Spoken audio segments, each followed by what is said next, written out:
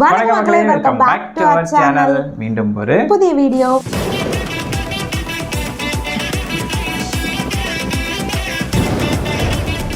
So இந்த வீடியோவில் நம்ம எதை பற்றி பார்க்க போகிறோன்னா, நம்ம சப்ஸ்கிரைபர் நிறைய பேர் கேட்டிருந்தாங்க, நம்ம சினிமா டிக்கெட் சேனல்லேருந்து இதெல்லாம் இவ்வளோ நாள் தெரியாமல் போச்சு, இதெல்லாம் கபிலன் பாடல்களாக, கபிலன் த அண்டர்ரேட்டட் லெஜண்ட் அப்படின்ற ஒரு வீடியோ போட்டிருந்தாங்க. ஸோ அந்த வீடியோக்கு ரியாக்ட் பண்ணுங்கள் அப்படின்னு சொல்லியிருந்தீங்க. ஸோ அதனால் நம்ம இந்த வீடியோ எடுத்துகிட்டு வந்திருக்கோம். ஸோ வீடியோ பிடிச்சிருந்தா மறக்காம கீழே ரெட் ஹார்ட் கமெண்ட் பண்ணுங்கள், வீடியோ பிடிக்கல அப்படின்னா பிளாக் ஹார்ட்டில் கமெண்ட் பண்ணுங்கள். மறக்காம வீடியோக்கு ஒரு லைக் பண்ணிடுங்க, சேனலை சப்ஸ்கிரைப் பண்ணிடுங்க, பக்கத்தில் இருக்க பெல் ஐக்கானை ப்ரெஸ் பண்ணிடுங்க. அப்போ தான் நாங்கள் போகிற வீடியோட நோட்டிஃபிகேஷன்ஸ் எல்லாம் உங்களுக்கு ஒன்றுக்குடன் வரும். இப்போ நம்ம இப்போ வீடியோவை ஸ்டார்ட் பண்ணிடுவோமா? ஸ்டார்ட் பண்ணிடலாம். தமிழ் சினிமாவில் இருக்கிற லிரிசிஸ்ட்லேயே உங்கள் ஃபேவரட் யாருன்னு கேட்டால் யோசிக்காமல் நிறைய பேரோட ஞாபகத்துக்கு வருவாங்க. கண்ணதாசன், வாலி, வைரமுத்து, நாமத்துக்குமார், பா விஜய், இவங்கெல்லாம் தான். ஆனால் இவங்களை தாண்டியும் நிறைய ஹிட் சாங்ஸை எழுதின சில லிரிசிஸ்ட் அண்டர்ரேட்டடாக தான் இருக்காங்க. அப்படி நம்ம சின்ன வயசுல இருந்து இன்னைக்கு ட்ரெண்ட்ல இருக்கிற பாட்டு வரைக்கும் எக்கச்சக்கமான ஹிட் பாடல்களை எழுதின கபிலன் நிறைய பேருக்கு தெரியாமலேயே இருக்காரு. லிரிசிஸ்ட் கபிலன் எழுதி வந்த நூற்றுக்கணக்கான பாடல்கள்ல இருந்து சில ஹிட் சாங்ஸ் பற்றி தான் இந்த வீடியோல பார்க்க போறோம்.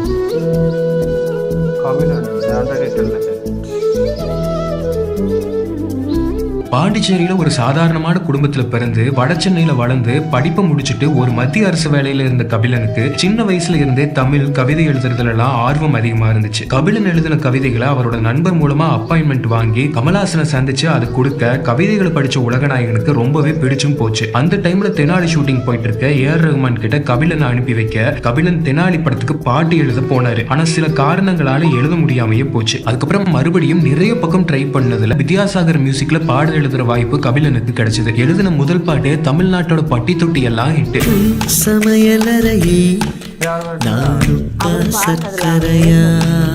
இந்த பாட்டுக்கு ஒரு ஸ்பெஷல் இருக்கு. டியூன் போட்டு பாட்டு எழுதாம பாட்டு எழுதிட்டு அதுக்கப்புறம் டியூன் போட்டிருக்காரு வித்யாசாகர்.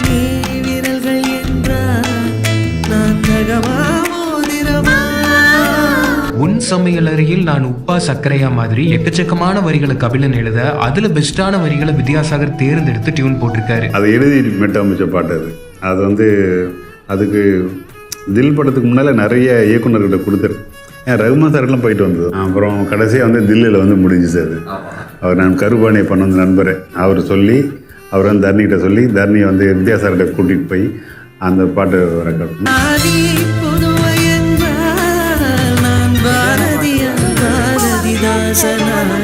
முதல் பாட்டுல காதல் வழிய வழிய எழுதின கபிலனுக்கு கிடைச்ச ரெண்டாவது பாட்டு கிளுகிளுப்போட உச்சமா இருந்துச்சு.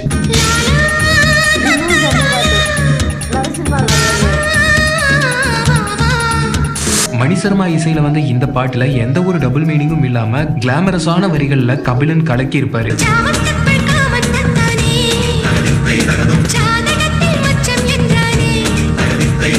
2001 சினிமாவில் லிரிசிஸ்டா அறிமுகமான கபிலனுக்கு அதுக்கு அடுத்த வருஷமே உலகநாயகனோட படத்துல பாட்டு எழுத வாய்ப்பு கிடைச்சது. இதுக்கு மேல கமலஹாசனை எப்படி வர்ணிக்க முடியுங்கிற மாதிரி இருந்துச்சு பாட்டோட முதல் வார்த்தையே.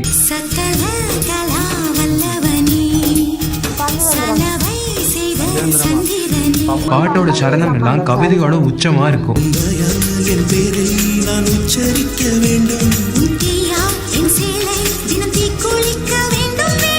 இந்த எல்லா பாட்டுமே எல்லாரோட பிளேலிஸ்ட்லயும் இருக்கும். ஆனா இது எழுதுனது கபிலன்னு நிறைய பேருக்கு தெரியாமையே போயிடுச்சு. ஆனா இதே 2002 கபிலன் எழுதின ஒரு பாட்டு அவர் இன்னைக்கு வரைக்கும் இண்டஸ்ட்ரியில மோஸ்ட் வாண்டட் லிரிசிஸ்டா மாத்துற அளவுக்கு வைரல் ஆச்சு.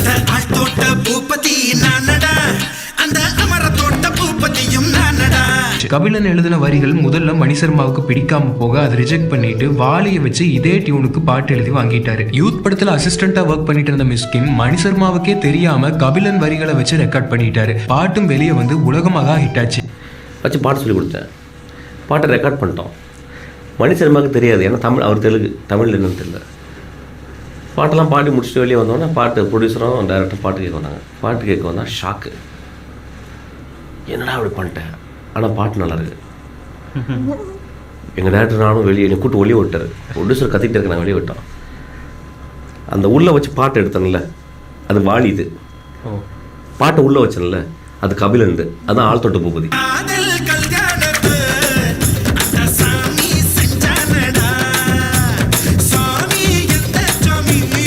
கபிலனுக்கு அறிமுக பாடலை கொடுத்த வித்யாசாகர் கூட எப்பெல்லாம் மறுபடியும் இணைகிறாரோ அப்போ எல்லாம் ஒரு மேஜிக் கிரியேட் ஆகும். அந்த பாட்டெல்லாம் இன்னைக்கு வரைக்கும் நம்ம பிளேலிஸ்ட்ல இருந்துகிட்டே இருக்கும். ஆசை ஆசை இப்பொழுது பேரா எழுதுற எல்லா பாட்டுலயுமே புதுசா ஏதாவது பண்ற கபிலன் இந்த பாட்டு ஃபுல்லாவே இப்பொழுது எப்பொழுதுன்னு வரிகள் முடியிற மாதிரி எழுதியிருப்பாரு.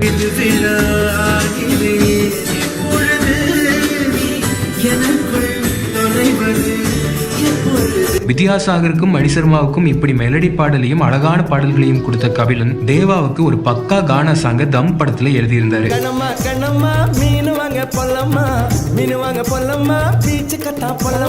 கவிதையா மட்டும் இல்ல கானாவாவும் எழுதுறதுல நான் கிங்குன்னு நிரூபிச்சாரு கபிலன்.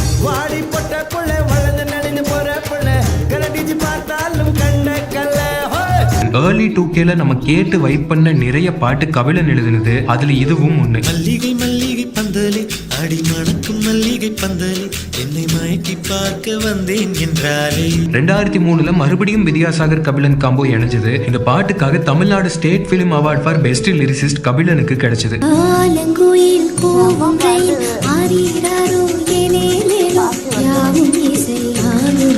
காதலுக்கு நம் 4 கண்களில் தோன்றுகின்ற ஒற்றை கணவனான எழுதி தமிழ் மேல நமக்கு இருக்கிற காதலை அதிகப்படுத்தினாரு கபிலன். காதல்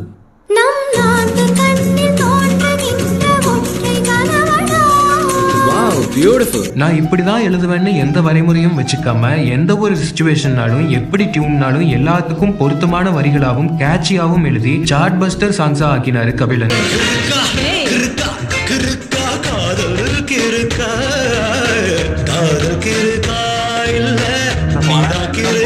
தொடர்ந்து வைரமுத்து வாலி கூட மட்டுமே ஒர்க் பண்ணிட்டு இருந்த சங்கர் ரஹ்மான் காம்போ பாய்ஸ் படத்துக்காக புதுசா யாராவது வச்சு எழுத வைக்கலான்னு யோசிக்க அவங்க ஆப்ஷன்ஸ்ல முதல் இடத்தை பிடிச்சவர் கபிலன். இதை விட பெஸ்டான வரிகளை வேற யார் எழுதிட முடியுங்கிற அளவுக்கு சம்பவத்தை பண்ணினாரு கபிலன்.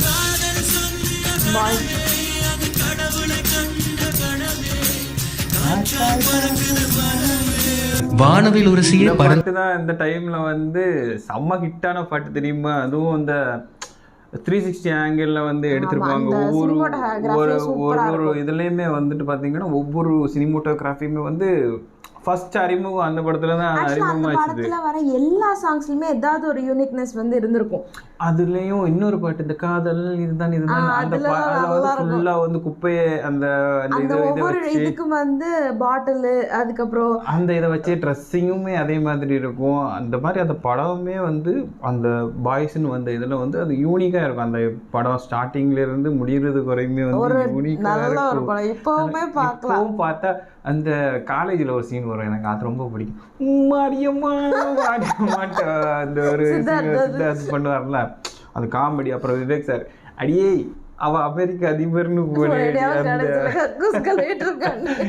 அந்த மாதிரி அந்த படமே மொத்தத்துல யூனிக்கா இருக்கும். அந்த படம் இன்னொரு வாட்டி பார்க்க சான்ஸ் கிடைக்கும், கண்டிப்பா நான் பார்ப்பேன்.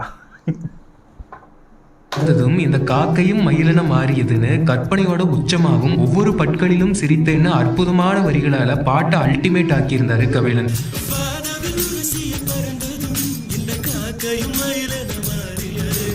பசியை பங்கிடு, பௌர்ணமியில் சூரியன் செய், பகலை வெட்டி இருட்டில் போடு, கிளி ஜோசியக்காரனுக்கு ஆயுள் தண்டனை வழங்கி கிளிகளை விடுதலை செய். இது மாதிரி எழுதி ஒரு 100 வரி அப்படி எழுதிட்டு எடுத்து கொடுத்தேன். அதுக்குள்ளே டியூன் வந்துச்சு. டியூன் போட்டு கொடுத்தாரு ரஹ்மான் சார். அவரு சங்கர் சார் எந்தெந்த வரின்னு இது வந்து எகிரி குத்தேன் வான முடியுது ஃபர்ஸ்ட் வச்சுக்கலாம்.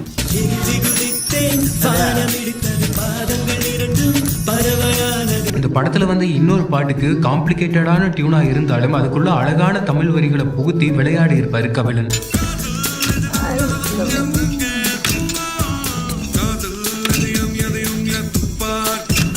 தளபதிக்கு ஆழ்தோட்ட பூபதியை கொடுத்து அந்த அதிர்வை அடங்குறதுக்குள்ளேயே திருமலையில வாடியம்மா ஜக்கம்மான்னு ஒரு அல்டிமேட்டான பாட்டு எழுதினாரு கபிலன்.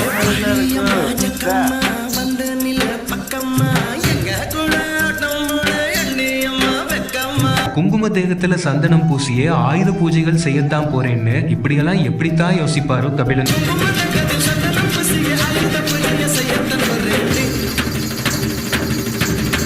நம்ம சைல்ட்ஹுட்ல டிவிலையும் ரேடியோலையும் ரிப்பீட் மோட்ல கேட்ட நிறைய சாங்ஸ் கபிலன் எழுதியிருக்காரு.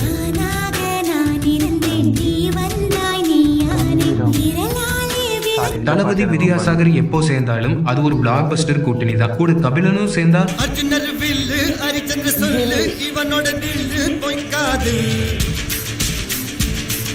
கிட்டத்தட்ட 20 வருஷம் ஆச்சு. இன்னைக்கும் சலிக்காம ரிப்பீட்ல இதை கேட்டு நம்ம நிறைய பேரோட நாளே தொடங்குதுன்னா அதுக்கு முக்கியமான காரணம் கபிலனோட இந்த பவர்ஃபுல்லான லிரிக்ஸ்.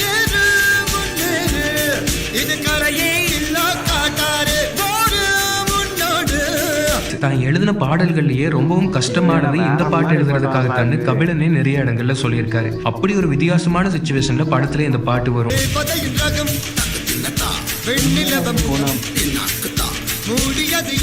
பேரழகன் படத்துல சூர்யா தான் இப்படி இருக்கிறதால கண் தெரியாத ஜோதிகாவுக்கு பிடிக்காம போயிருமோன்னு ஒரு இன்ஃபீரியாரிட்டி காம்ப்ளெக்ஸ்ல தன்னை பத்தி எப்பவுமே உயர்வாவே சொல்லிட்டு இருப்பாரு. அப்படி ஒரு சிச்சுவேஷன்ல சூர்யா தன்னை பத்தி விவரிக்கிற மாதிரி ஃபன்னான வரிகளால இப்படி எழுதியிருப்பாரு கபிலன்.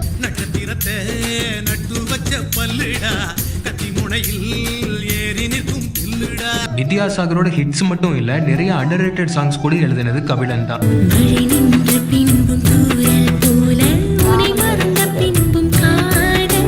அர்ஜுனர் வில்லு ஹிட்டுக்கு அப்புறமா தளபதியோட இன்ட்ரோ சாங்ஸ் எல்லாம் எழுதுற வாய்ப்பு கபிலனுக்கு கிடைச்சது.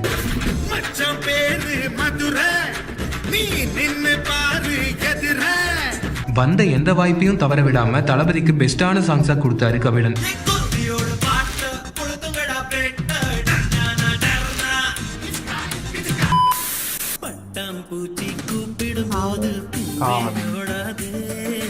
தளபதிக்கு ஹிட் பாட்டு கொடுத்தா தலை வெட்டுவாரா என்ன, தலை கிட்ட இருந்தும் அழைப்பு வர அஜித்துக்கும் செமத்தியான ஒரு இன்ட்ரோ சாங்கா கொடுத்தாரு கபிலன்.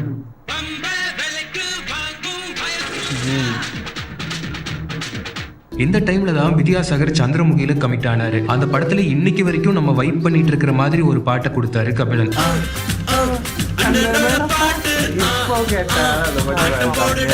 மாளவிகா என்கேஜ்மெண்ட்ல வர்ற இந்த பாட்டுக்கு அப்படி ஒரு செலிப்ரேஷனான வரிகளாகவும் நடுவுல கொஞ்சம் கெழுகெழுப்பாகவும் எழுதியிருப்பாரு கபிலன்.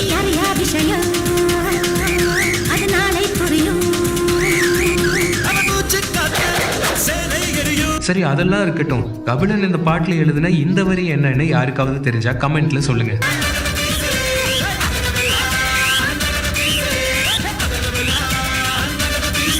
இது என்ன தெரியுமா, அத்திரகத்துள்ளா நக்கற பீஸு அப்படின்னாக்கும் இந்த எனக்கு கேட்ட வரைக்கும் அத்தகத்துள்ளா நக்கற பீஸு அப்படிதான் வருது. அது அதகத்துள்ளா நக்கற பீஸு தெரிஞ்ச யாராச்சும் மறக்காம கமெண்ட்ல சொல்லுங்கன்னு. அது எப்படிங்க மெலடினாலும் கவிதையா கலக்கிறாரு, குத்துப்பாட்டுனாலும் பொழக்கிறாரு.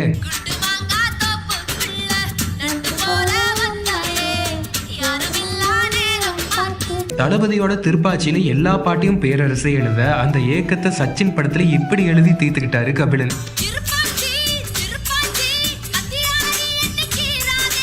காதலை அப்படி ரசிச்சு எழுதின கபிலன் காதல் தோல்விக்கு கூட சில எவர்கிரீன் சாங்ஸ் எல்லாம் கொடுத்திருக்காரு.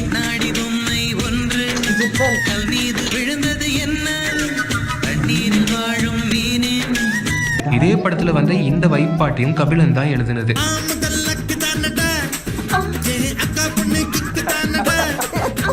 மறுபடியும் சங்கர் படத்துல ஒரு பாட்டு எழுதினாரு கபிலன். அது இன்னைக்கு வரைக்கும் ட்ரெண்டிங்ல இருக்கு.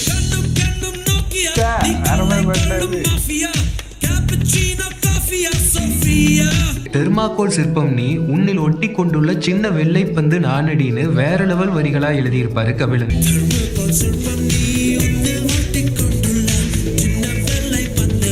கண்ணில் என்ன கொல்றா அப்படி வந்து தமிழ் இல்லாமல் இதை கொஞ்சம் மாடர்ன் எழுதுங்க அப்படின்னாரு. சைனடு விடியார் மயக்கம் போயிட்டு மொழியார் இனிக்க இனிக்க கொல்லும் கொலைகாரி அப்படின்னு எழுதினேன்.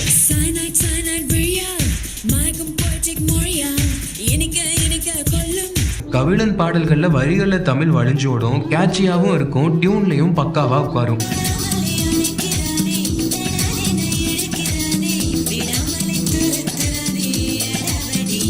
காதலர்கள் தங்களோட காதலை வெளிப்படுத்துற மாதிரி கவிஞர்கள் இது வரைக்கும் நிறைய பாடல்கள்ல என்னென்னமோ வரிகள் எல்லாம் எழுதியிருக்காங்க. புத்தகம் நடுவே புகைப்படம் நீ, வாரத்தின் 7 நாள் விடுமுறை நீன்னு இப்படியும் எழுத முடியும்னு வித்தியாசத்தை காமிச்சிருப்பாரு கபிலன்.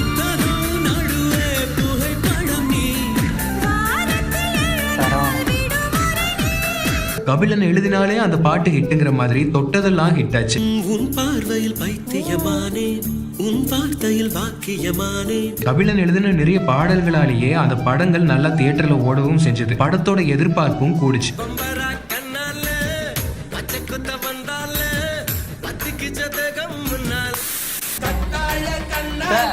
வேற பாட்டு இது, அஞ்சோடு அது வேற மாதிரி பாட்டு இது, வைஃப் பாட்டாக்குது. கன்ஃபியூஸ் பண்ணினா வைஃப் இருந்தா கண்ணாடி கோப்பை கண்ணமுடி நீச்சலடி ஊறுகாய ஆடுங்கடா மச்சான் ஆடுங்கடா அழகான பொண்ணை பார்த்து தேடுங்கடா பாடுங்கடா மச்சான் படிச்சு பார்த்தேன் ஏறவில்லை எம்ஜிஆர் பாடல்கள்ல எப்படி மக்களுக்கு கருத்து சொல்ற மாதிரி இருந்துச்சோ அதே மாதிரி தளபதி பாடல்கள்லயும் இருக்கிற மாதிரி முதலா எழுத ஆரம்பிச்சதே கபிலன் தான்.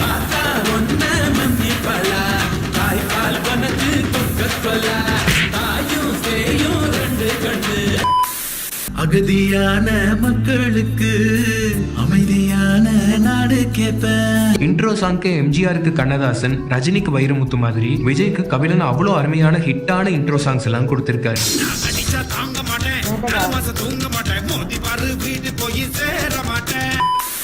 நான் நடந்தால் அதிரடி என் பேச்சு சரவடி என்னை சுற்றும் காதல் கொடி நீ புலி முது புலி இடி இடிக்குது இடி இடிக்குது கொடி பறக்குது வேட்டக்கார வரத என்னதான் டியூனை பயங்கரமா போட்டு செம ரிச்சான ப்ரோக்ராமிங் எல்லாம் பண்ணினாலும் நல்ல வரிகள் இல்லைன்னா அந்த பாட்டே கெட்டுடும். அதுக்கு இப்போ வர நிறைய பாடல்களை எக்ஸாம்பிளா சொல்லலாம். ஆனா கபிலன் நல்ல டியூனை எல்லாம் தன்னோட வரிகளால மேலும் மேலும் அழகாக்கி இருக்காரு.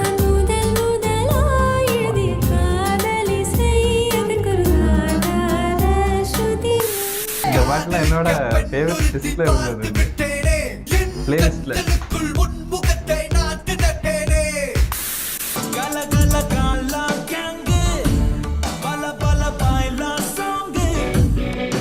தமிழ்ல உவமை அணி உருவக அணின்னு 2 அணி நம்ம ஸ்கூல்ல படிச்சிருப்போம். அதாவது இது போல அது போலன்னு இன்னொன்னு மாதிரி இருக்குன்னு சொல்றது உவமை அணி, இது போல அதுன்னு சொல்லாம அதுதான் இதுன்னு சொல்றது உருவக அணி. வேட்டைக்காரன்ல வந்து நம்ம வைப் பண்ணின கரிகாலங்கால போல பாட்டுல பாட்டு ஃபுல்லாவே இந்த 2 அணிகளையும் பயன்படுத்தி எழுதியிருப்பாரு கபிலன்.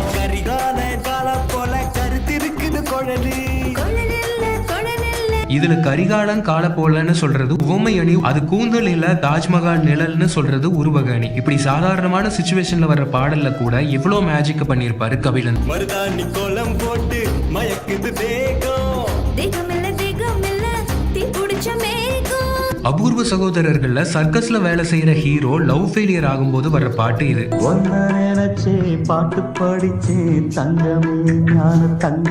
பாலி எழுதி ராஜா மியூசிக்ல எஸ்பிபி பாடின இந்த பாட்டு கபிலனுக்கு பிடிச்ச பாட்டாமா. இது மாதிரி ஒரு சிச்சுவேஷன் நமக்கு வந்தா எவ்வளவு அழகான பாட்டு எழுதலாம்னு யோசிச்சுட்டு இருக்கும் போதே அதே சர்க்கஸ்ல வேலை செய்யற ஹீரோக்கு லவ் ஃபெயிலியர் சிச்சுவேஷன்ல ஒரு பாட்டு வந்துச்சு. கபிலனும் எழுதினாரு, பாடினது அதே எஸ்பிபி. காதல் பொன்னம்மா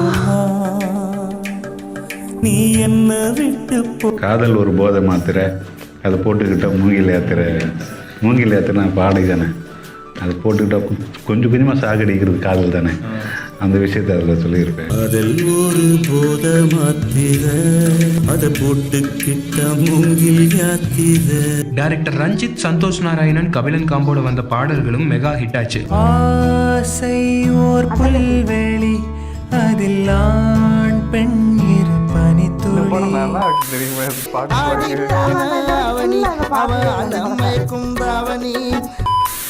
கண்ணுக்குள்ள இப்போ கடல் கசிவத பாரு, பொண்ணுக்குள்ள ஒண்ணா வந்து சேரு.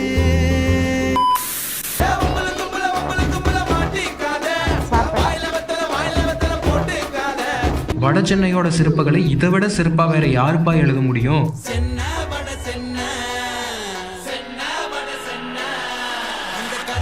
உழைக்கும் இனமே உலகை ஜெயித்திடும்னு நம்ம மக்களோட வாழ்க்கையை ஒரே வரியில அவ்வளோ அழகா சொல்லியிருப்பாரு கபிலன்.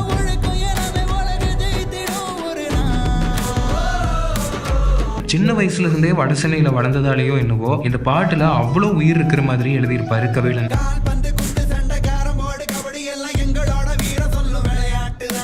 இந்த மீனொடம்பு வாசனை என்ன நீ தொட்டதும் மணக்குதுன்னு மரியானோட காதல தேன் வந்து பாயிற மாதிரி எழுதியிருப்பாரு கபிலன். இந்த மீனொடம்பு வாசனை என்ன நீ தொட்டதும் மணக்குது. கபிலனோட வரிகள் ஒரு போதை, அத பிரதீப் வாய்ஸ்ல கேட்டா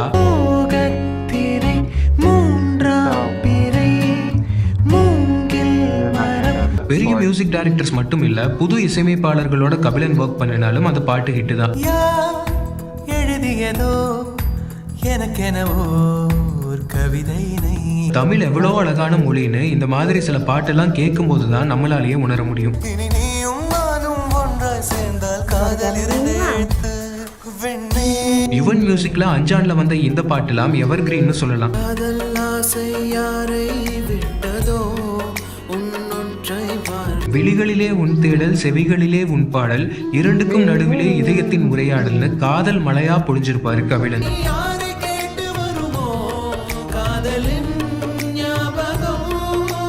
ஒரு ஃபாஸ்ட் பீட்ல வித்தியாசமான ஃபோக் டியூன் இது. அதுல கூட கபிலன் வெண்ணிலாக்குள்ள ஆயா சுட்ட வடகரி 5:30 மணிக்கு ஜிஞ்சர் சோடான்னு வரிகளை போட்டு பாட்டை அல்டிமேட் பண்ணியிருப்பாரு.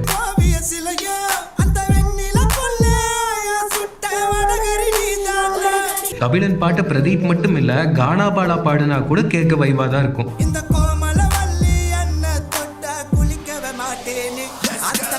பாய்ஸ் அண்ணின்னு அதுக்கப்புறமா மறுபடியும் ஐ படத்துல ஒண்ணு சேர்ந்தாங்க சங்கர் கபிலன் கூட்டணி.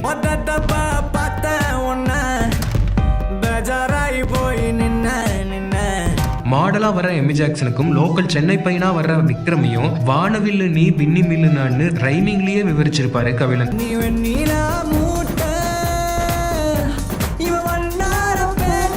மெர்சல் ஆயிட்டேன் ஒரு எக்ஸ்ட்ரீம்னா இதே படத்துல கபிலன் எழுதின என்னோடு நீ இருந்தால் இன்னொரு எக்ஸ்ட்ரீம்னு சொல்லலாம்.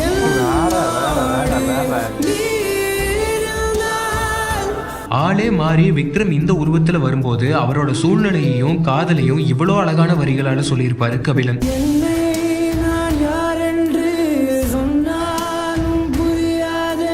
தளபதி விஜய்க்கு முதல்ல மாதிரி இப்போலாம் எவர் கிரீன் சாங்ஸ் அமையறதே இல்லைன்னா அதுக்கு முக்கியமான காரணம் அனிருத் மாதிரி இப்போ வர இசையமைப்பாளர்கள் கபிலன் மாதிரி நல்ல லிரிசிஸ்ட பயன்படுத்தாததுதான். தெரிய படத்துக்கு அப்புறமா கபிலன் விஜய் கூட்டணி சேரவே இல்லை.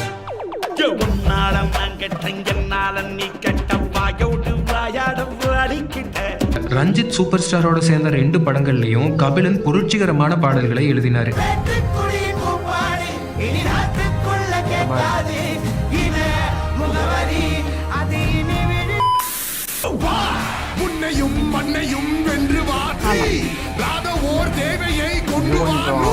இடப்பக்கம் துடிக்கும் இதய இசை என இருந்தவள் அவள் எங்கே போனாலோன்னு தன்னோட மனைவியை பிரிஞ்ச ரஜினியோட வழிய உருக்கமான வரிகளால எழுதியிருப்பாரு கபிலன். இடப்பக்கம் துடித்திடும் இருதய இசையன. இளையராஜாவோட முன்னாடியே கபிலன் சில படங்களை ஒர்க் பண்ணியிருந்தாலும் சைக்கோ படத்துல இவர் எழுதின பாட்டு பெரிய ஹிட் ஆச்சு.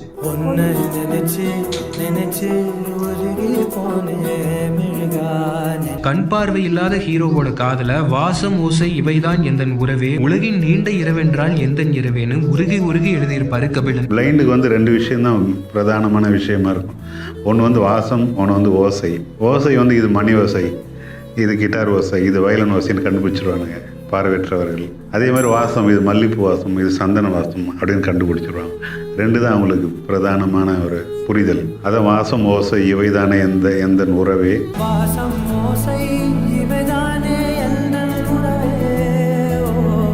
அற்புதமான இசையோட அழகான வரிகளும் சேரும்போது மட்டும்தான் அந்த பாட்டு காலம் தாண்டி நிற்கும். அப்படி கபிலன் எழுதின எல்லா பாட்டுமே காலத்தை தாண்டி நிற்குது. காத்தோடு காத்தானே கண்ணே இண்டஸ்ட்ரிக்கு வந்து இவ்வளோ வருஷத்துல முதல் முறையா பொன்னியின் செல்வன் படத்துல மணிரத்னத்தோட ஒர்க் பண்ற வாய்ப்பு கபிலனுக்கு கிடைச்சது. புதுமைக்கு பேர் போன கபிலன் வார்த்தைகளால விவரிக்க முடியாத அழகான வரிகளால பொன்னியின் செல்வனுக்கு மணிமகுடமா இந்த பாட்டு கொடுத்திருந்தாரு. தளபதிக்கு மட்டும் இல்ல எந்த ஒரு ஹீரோக்கு ஒரு ஹிட் இன்ட்ரோ சாங் எழுதணும்னாலும் அதுக்கு இப்பவும் கபிலனை விட்டா வேற ஆளே இல்ல.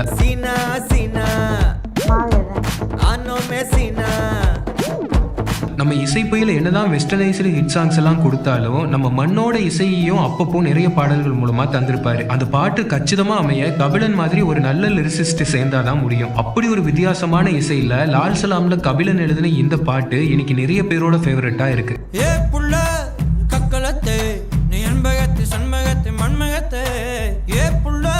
இந்த பாட்டுல கபிலன் வரிகள்ல இருக்கிற ஃப்ரெஷ்னஸ் இப்போ வர எந்த பாட்டுலயுமே இல்லை.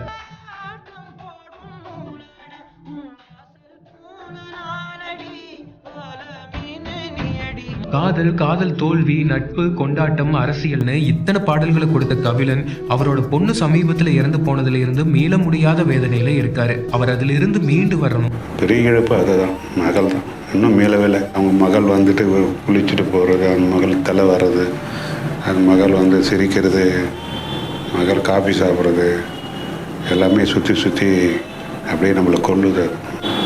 ரொம்ப சிரமமாக இருக்கும். இத்தனை அருமையான பாடல்களை கொடுத்த இந்த லெஜெண்ட் இன்னைக்கு வரைக்கும் அண்டர் ரேட்டடா கொண்டாடப்படாம இருக்கிறது வருத்தப்பட வேண்டிய விஷயம். ஸோ வேற லெவல், அதாவது என்ன சொல்றது, வேற லெவல் மனுஷன் அவர். ஒரு பாட்டு வந்து கேட்குறோன்னா நம்ம மேக்ஸிமம் வந்து மியூசிக் டைரக்டர் யார் சிங்கருங்கிறத தான் மோஸ்டாகவே நம்ம பார்ப்போம். லிரிசிஸ்ட் யாருங்கிறத வந்து ரொம்ப நோட் பண்ணி யாரும் மேக்ஸிமம் பீப்புள்ஸ் வந்து பார்க்க கிடையாது. மியூசிக் டைரக்டர் யார் பாடியிருக்காங்க. ஆனால் அதாவது இப்போ ரீசெண்ட் டேஸில் வர பாட்டு எல்லாமே யார் பாடியிருக்காங்கன்னு கூட நம்மளால வந்து கணிக்கவே முடியாது. அந்த மாதிரி தான் இருக்கு. இது ஓல்டு சாங்ஸ்லாம் இப்போ கேட்டால் கூட எஸ்பிபி வாய்ஸ் அந்த அந்த வாய்ஸோட யூனிக்னஸ் வந்து நம்மளால தனித்தனியாக பிரித்து காணிச்சிட முடியுமே தவிர இப்போ வர கரண்ட் ட்ரெண்டிங்கில் இருக்கிற எந்த சாங்லேயுமே நம்மளால் ஒரு பாட்டு இவங்க பாடியிருக்காங்கன்னு சொல்லி அடுத்த பாட்டை யோசிச்சா அடுத்த பாட்டு அவங்கள பாடின மாதிரி தான் இருக்கும். பட் ஆனால் ஆள் வேறையாக இருக்கும், வாய்ஸ் ஒரே மாதிரி இருக்கும். அந்த மாதிரி ஒரு ட்ரெண்டில் தான் இப்போ நம்ம போயிட்டுருக்கோம். அதே மாதிரி அவங்க சொன்ன மாதிரி அந்த லிரிக்ஸ் அண்ட் அந்த வாய்ஸ் அப்புறம் அந்த மியூசிக், இந்த மூணுமே சேரும்போது தான் அந்த பாட்டில் வந்து ஒரு மேஜிக் வரும். அந்த மேஜிக்கை வந்து நம்ம அந்த 90s,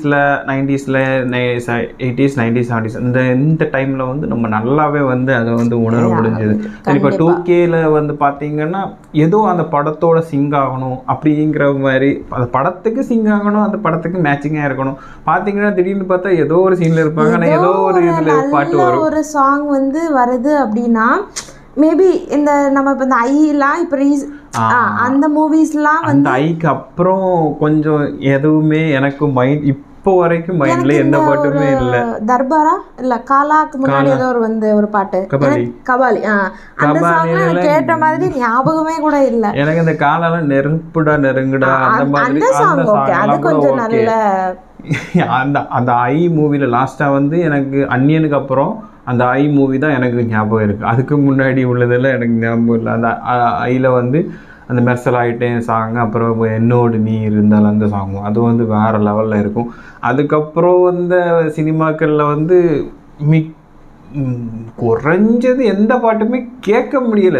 அதாவது எதுக்கு ஒரு வைப் பண்ணலாம், அந்த ஒரு பாட்டு கேட்குற அந்த ஒரு 5 நிமிஷம் வந்து நம்ம வைப் பண்ண முடியுமே தவிர அதில் உள்ள ஒரு வார்த்தையோ எதுவுமே வந்து நம்ம திருப்பி வந்து அந்த பாட்டு கூட சேர்ந்து பாடுறோமாங்கிறது நமக்கு வந்து கொஞ்சம் கஷ்டம்தான். இதில் வந்து அந்த கத்தால கண்ணால் அப்புறம் அந்த கொஞ்சம் வைப் மெட்டீரியல் சாங்ஸ் எல்லாம் வந்துச்சு பார்த்தீங்களா. அந்த சாங்கெல்லாம் நீங்கள் இப்போ வேணாலும் நீங்கள் தனியாக கூட வேண்டாம், எல்லோரும் கூட கேளுங்க, எழுப்பி நின்று நீங்கள் ஆட்டம் போடுவீங்க. அந்த மாதிரி ஒரு வைப் மெட்டீரியல் சாங்ஸ் அதெல்லாம் மறக்க முடியாது. ஸோ எனிவேஸ் வேறு லெவலில் இந்த வீடியோ இருந்துச்சு. நமக்கு இந்த சப்ஸ்கிரைபர் சஜஷன் பண்ணது 23 நிமிஷம் வீடியோ, ½ அன் ஹவர் போனதே தெரியல. அதாவது இந்த சப்ஸ்கிரைபருக்கு ரொம்ப நன்றி, சஜஷன் பண்ணி நமக்கு இந்த மாதிரி நீங்கள் நல்ல வீடியோஸ் சஜஷன் பண்ணி சொல்லும்போது தான் எங்களுக்கும் பண்ணதுக்கு ரொம்ப மோட்டிவாக இருக்கும். ஸோ அதனால் நம்ம சேனல்லாம் மறக்காமல் சப்ஸ்கிரைப் பண்ணி வச்சுக்கோங்க, பக்கத்தில் இருக்க பெல் ஐக்கானை ப்ரெஸ் பண்ணி வச்சுக்கோங்க. அப்போ தான் நம்ம வீடியோ போது உங்களுக்கு டாண்டான்னு வரும். நாங்கள் இந்த வீடியோ ரொம்பவே என்ஜாய் பண்ணோம். நீங்கள் என்ஜாய் பண்ணீங்களா இல்லைங்கிறத எங்களுக்கு கமெண்ட்ல சொல்லுங்கள். ஓகே, நெக்ஸ்ட் ஒரு நல்ல வீடியோவில் மீட் பண்ணலாம். அது வரைக்கும் பாய்.